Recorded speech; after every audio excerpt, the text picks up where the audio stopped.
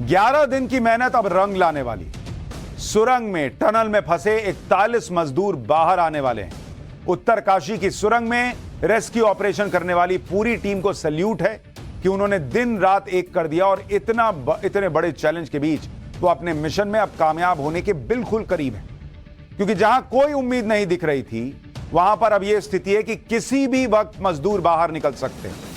Machine से drill करके जो पाइप सुरंग के अंदर डाली जा रही है, वो करीब 60 मीटर अंदर पहुंच चुकी है। अब कुछ ही मीटर का हिस्सा बाकी रह गया है। यह पाइप अंदर पहुंच जाएगी तो एक एक करके सबको वहां से बाहर निकाल लिया जाएगा। पाइप से टनल में फंसे मजदूरों को कैसे बाहर निकाला जाएगा, इसके बारे में आगे बताऊंगा। पहले देखिए कि किस तरह जैसे जैसे रेस्क्यू टीम टनल में फंसे मजदूरों के करीब पहुंच रही है, वैसे वैसे टनल के बाहर भी हलचल तेज हो रही है। यह अब से बस थोड़ी देर पहले की तस्वीर है। अब से कुछ देर पहले एनडीआरएफ के 10 से 12 जवान सिलक्यारा टनल के अंदर जाते नजर आए। ये जवान स्ट्रेचर लेकर जा रहे थे और रस्सी के साथ टनल के अंदर पहुंचे। ये देखिए, ऑक्सीजन सिलेंडर उनके पास था, यानी स्ट्रेचर अंदर जाना शुरू हो गया है, ऑक्सीजन सिलेंडर अंदर जाना शुरू हो गया है, रस्सी अंदर चली गई है, जिसका सीधा सीधा मतलब भाई स्ट्रेचर पर किसको लेकर आएंगे? उन्हीं में से जो लोग निकलेंगे, मान लीजिए किसी के चलने की स्थिति नहीं है, किसी को कमजोरी लग रही है, तो उनको स्ट्रेचर के जरिए बाहर लाएंगे। किसी को ऑक्सीजन की जरूरत पड़ गई, इसलिए ऑक्सीजन सिलेंडर लेकर वहां पर रख दिया गया है, जिसका सीधा सीधा मतलब इन तस्वीरों का यह है कि किसी भी वक्त अब वो सारे मजदूर बाहर आ सकते हैं। और उम्मीद यही जताई जा रही है कि किसी भी वक्त टनल के अंदर फंसे मजदूरों को बाहर निकालने का अब काम शुरू होगा, क्योंकि अभी तक तो सिर्फ रास्ता बन रहा था, अब बाहर निकालने का काम शुरू होगा। एक तरफ एनडीआरएफ के जवानों का टनल के अंदर पहुंचना मजदूरों के जल्द होने वाले रेस्क्यू का संकेत है, तो दूसरी तरफ सिलक्यारा टनल के बाहर और हलचल तेज हो गई है। टनल के पास बनाए गए एम्बुलेंस अलर्ट मोड पर आ गए हैं। ये देखिए कैसे वहां पर बड़ी संख्या में वहां पर एम्बुलेंसेस खड़ी हैं और सबकी लाइटें जल रही हैं, सब एक्टिव मोड में हैं। कहा जा रहा है कि जरूरत पड़ने पर टनल से निकाले गए मजदूरों को एयरलिफ्ट करके ऋषिकेश में जो एम्स है वहां भेजा जा सकता है। हालांकि तुरंत इलाज मुहैया करवाने के लिए सिलक्यारा टनल के बाहर 41 बेड का एक टेम्पररी हॉस्पिटल भी तैयार किया गया है। इस अस्थायी हॉस्पिटल में डॉक्टर्स की टीम मौजूद है। चेकअप के तमाम इक्विपमेंट वहां ऑलरेडी पहुंचा दिए गए, यानी जैसे निकलेंगे तुरंत उनको ऑक्सीजन चाहिए, ऑक्सीजन मिलेगा, एम्बुलेंस की जरूरत है, एम्बुलेंस मिलेगा, वहीं इलाज चाहिए तो वहां इलाज के लिए अस्पताल बना दिया गया है। वो भी नहीं तो सीधा उनको जो है, ये देखिए 41 बेड का वहां पर अस्पताल बना दिया गया भाई तुरंत। ये इतनी तेजी में काम हुआ है और मतलब दो तरफा काम है। आप देखिए कि उधर रेस्क्यू का काम चल रहा है और इतना कॉन्फिडेंस है कि वहां पर तुरंत अस्पताल भी बना हुआ, जरूरत पड़ी तो एयरलिफ्ट कर लेंगे। मैंने आपको पहले भी बताया था कि पीएम नरेंद्र मोदी लगातार सीएम से बात कर रहे हैं, धामी जी से, तो ये सब ऑलरेडी तैयार है कि कोई कमी ना हो कि बाद में अरे अब क्या करें। उत्तरकाशी में टनल के बाहर मौजूद हैं हमारे सहयोगी राकेश पांडे और लाइव तस्वीरें अब हमें राकेश दिखाएंगे।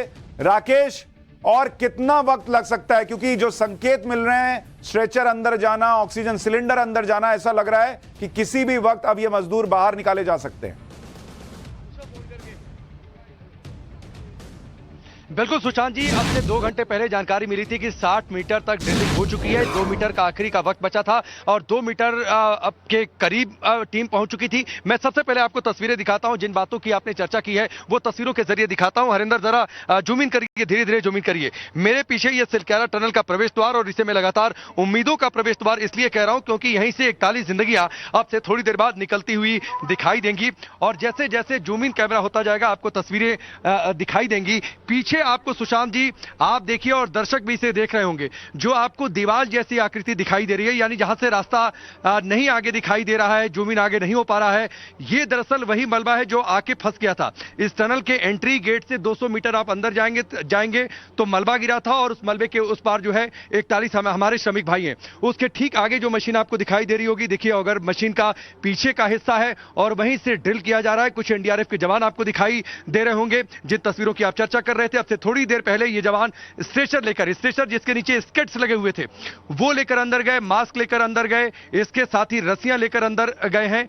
वहां से एक ड्रिल भी कि किस तरीके से निकाला जाएगा। आखिरी का 1-1.5 मीटर जब ये दायरा फिनिश हो जाएगा, ये भी समय इसलिए लगा क्योंकि कोई ऑब्स्टिकल्स आ गया था, उसको गैस कटर की मदद से काटा जा रहा है और जैसे उसको काट लिया जाएगा, 1 से 2 मीटर का ही वो डिस्टेंस है, उसके बाद फिर ऑगर मशीन एक फाइनल ड्रिल करके पाइप को अंदर इंसर्ट करेगी। उसके बाद ये एनडीआरएफ के जवान स्केट्स के साथ अंदर स्क्रॉल करते हुए जाएंगे, अंदर घुटनों के बल जाएंगे, वहां पर श्रमिकों तक पहुंचेंगे और वहां पर यह देखा जाएगा कि किसको पहले अंदर किया जाए।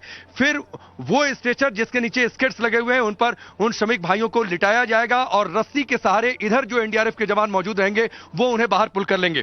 अब थोड़ा सा धीरे धीरे जूम आउट करिए हरिंदर, मैं आपको कुछ और तस्वीरें जिन जिन बातों की आपने चर्चा की है वो मैं तस्वीरों के जरिए दिखा देता हूं। लेफ्ट साइड में पैन करिए, वहां पर जो बड़ी सी लाइट जल रही है एनडीआरएफ का ये बेस कैंप है और यहीं से पूरी मॉनिटरिंग, अंदर किस तरीके की जरूरत है, क्या अंदर लेकर जाना इक्विपमेंट जो है वो सब कुछ यहां पर रखा हुआ है। और इसके ठीक नीचे जरा ये जो अस्थायी अस्पताल है जिसकी आप चर्चा कर रहे थे, जहां पर लाल, हरे और बीच में सफेद रंग की ये लाइट लगी हुई है, यहां पर जरा जूमिंग करिए हरिंदर, ये वो अस्थायी अस्पताल है, ये यहां पर पूरी डॉक्टर्स की टीम मौजूद है, यहां पर लगातार आना जाना पुलिस की गाड़ियों का। बिल्कुल राकेश, ये तस्वीरें अपने आप में बहुत बड़ी उम्मीद खड़ी कर रही हैं और हमने आपको लगातार टाइम्स नाउ नवभारत पर इस ऑपरेशन जिंदगी के बारे में बताया है, लगातार जानकारी दी और हमने आपको पहले ही कहा था कि रात 11:30 बजे वो वक्त हो है जब ये मजदूर बाहर निकल सकते हैं, इस मलबे में जो फंसे हुए मजदूर है वो बाहर निकल सकते हैं और वही होता हुआ दिख रहा है कि करीब 11:30 बजे के आसपास ये मजदूर बाहर आ जाएंगे। राकेश आपको लाइव तस्वीरें दिखा रहे हैं जिसमें ये दिख रहा है कि अब बस थोड़ा सा वक्त बचा है, थोड़ी सी दूरी बची है, थोड़ा सा और इंतजार बचा है, जिसके बाद ये सारे मजदूर बाहर होंगे जिनके लिए देश भर के लोगों ने दुआएं की। राकेश, मैं आपके पास लौटूंगा, लेकिन अब तक टनल में फंसे मजदूरों को बाहर लाने पहाड़ से जो लगातार मलबा गिर रहा था वो परेशानी खड़ी कर रहा था, लेकिन एक्सपर्ट्स की टीम ने इसका तोड़ भी निकाल लिया है। अब यह भी समझ लीजिए कि मलबे से बचने के लिए टनल के अंदर किस तरह रेस्क्यू ऑपरेशन को तेजी से आगे बढ़ाया जा रहा है। टनल में जो सिलक्यारा वाली तरफ से जहां मलबा गिरा है वहां लगातार अमेरिकन ऑगर ड्रिलिंग मशीन से ड्रिलिंग का काम चल रहा है। जैसे जैसे ऑगर मशीन मलबे के बीच में जगह बनाती जा रही है, उस जगह में पहले 900 mm के पाइप डाल दिए जा रहे हैं। पहाड़ से मलबा गिरने की आशंका को देखते हुए 900 mm के पाइप के अंदर 800 mm का पाइप फिट किया जा रहा है। इसके बाद अंदर फंसे मजदूरों को बाहर निकालने के लिए 800 mm पाइप के अंदर 700 mm का पाइप डाला जा रहा है ताकि बाहर निकल रहे मजदूरों की सुरक्षा पर किसी तरह का खतरा ना हो। जैसे ही 3 पाइपों की ये मजबूत लेयर टनल में फंसे मजदूरों तक पहुंच जाएगी, उसके बाद मजदूरों को बाहर निकालने का काम शुरू होगा। 700 mm के पाइप से होते हुए मजदूर किस तरह बाहर आएंगे, इस पर हमारे सहयोगी की एक रिपोर्ट देखिए, फिर आगे की बात बताता हूं। देखिए 700 mm का पाइप है, ये सबसे छोटा पाइप 700 mm का है और देखिए मैं इसमें से पार होके दिखाऊंगा आपको कि किस तरह से उन लोगों को आने में यहां दिक्कत होगी या बिल्कुल आसानी से आ सकते। देखिए मेरी हाइट तकरीबन 5 फुट 10 इंच है और मैं देखिए कितने आराम से यहां ऐसे करते हुए आ रहा हूं, रोल करते हुए मैं आ गया। ये 700 mm का पाइप है, जो अभी तक वहां जो पाइप भेजे गए थे वो पाइप 900 mm के थे और देखिए ये जो पाइप में से मैं निकल के आ गया, ये 700 mm में और 900 mm में पहले 800 mm की ड्रिल की जा रही है, यानी उसे वेल्डिंग करके जो लगाया जा रहा है उसे 800 mm का, 800 में 700 mm का। तो बरखा ये अपने आप में बेहद जो सूझबूझ है ये तब आई जब पीएमओ की टीम यहाँ पे पहुंची और तब ये दिमाग लगाने शुरू हुए कि भाई अभी तक तो ये जोड़ रहे थे 900 जोड़ रहे थे, उसके ऊपर ये वेल्डिंग करने में टाइम लगा रहे थे। उसकी जो स्ट्रेंथ थी, देखिए जो उसकी स्ट्रेंथ थी, वो स्ट्रेंथ को मजबूती देने के लिए अब इन लोगों ने, जो इनके वैज्ञानिक हैं, उन लोगों ने कहा भाई 900 में 800 कर दो, 800 में 700 कर दीजिए। यानी लगातार अलग अलग प्रयास करते करते अब यह स्थिति बनी है कि किसी भी वक्त मजदूर बाहर आ सकते हैं। टनल के अंदर जितने भी लोग फंसे हैं उनके लिए खाना भी तैयार हो चुका है। अगर रेस्क्यू में कुछ देरी होती है तो टनल में फंसे सभी लोगों के लिए डिनर के पैकेट तैयार हो चुके हैं, जिसमें मटर पनीर है, वेज पुलाव है, बटर रोटी शामिल है। डिनर के इन पैकेट्स को 6 इंच के पाइप के जरिए टनल के अंदर भेजा जाएगा। आप देखिए किस तरह का खाना उन लोगों के लिए बन रहा है, मजदूरों के लिए किस तरह पौष्टिक खाना तैयार किया गया है। ये उस पैकेट की तस्वीर है। भाई वहां तो मजदूर इंतजार कर ही रहे हैं, लेकिन इंतजार करते करते भी उनको अगर मान लीजिए वक्त लग गया तो उनके लिए खाना तैयार है।